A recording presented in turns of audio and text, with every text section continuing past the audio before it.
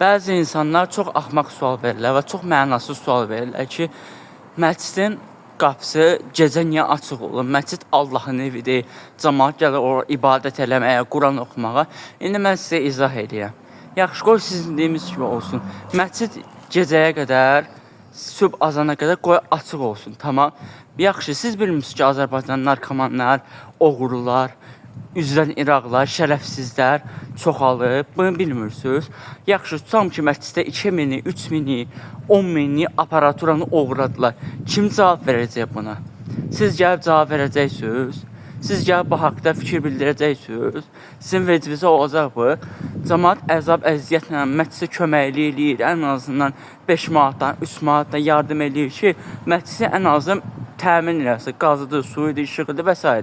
Siz də deyirsiniz ki, məscidin qapısı açıq qalmalıdır, 7-20-dir.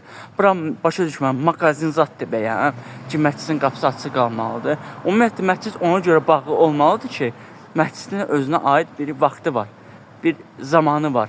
Yoxsa ki, məscid belə pislikməsi açıq qalsa, Allahın evi.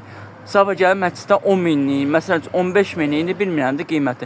Aparaturan oğrasalar, heç kəs cavab verməyəcək, heç kəs bu haqda maraqlanmayacaq. Heç kəs bu haqda gəlib bir fikir bildirməyəcək. Deməyəcək ki, sən nəyə görə məsələn üçün məsciddən falan şey oğranılır. Heç kəsə maraqlı deyil bu, başa düşürsünüz nə demək istəyirəm. Ona görə ki, məscid ona görə bağlanılır ki, məscidin içərisində dəyərli qızıl şeylər var. Fikrimi başa düşürsünüz nə demək istəyirəm sizə. Özünüzə yaxşı baxın.